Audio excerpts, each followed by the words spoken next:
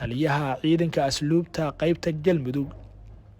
gaashaanle sare cabdi cilmi xuseen dowdowle oo sheegay in maanta hambalyo ay u dirayaan ciidanka asluubta ee qaybta galmudug iyo guud ahaan ciidamada asluubta ee Soomaaliyeed. Imaatinka ka soo qaybgalka xafladda aad naga soo qayb gasheen waxaan rabnaa ciidanka asluubta waxa la aasaasay 1970kii maanta oo kaleeto bisha Febraayo 22 maantay waa maalintaas ay noonta anaga noogu asaysan maalin farxadeed iyo maalin faysto iyo maalintaas aska ciidanka asluubta waxaan ugu asaasay ciidanka asluubta ciidan 300 gaarahaya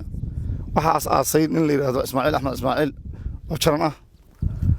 waxaan ilaa iyo haddana sidii u socotaa haddana anaga maantay faystadan waxay tahay reer galmudug waa faystadii ugu horeysay oo galmudug laga dhigo oo ciidanka asluubta ka dhigaan waxaan rabnaa haddii ilaahay idino ciidankan quruxda badan u jeedo oo qalabkiisii iyo qorshihiisii iyo nidaamkiisa u dhammaystiran yihiin waxay u diyaar yihiin inay dowladda galmudug ka shaqeeyaan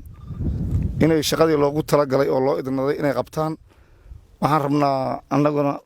inaan haddii ilaahay ku roon yahay idinkuna aad u garab istaagtaan waxaan rabaa inaan si gaara u xuso taliya xigeenka Siciid Macallin Maxamuud oo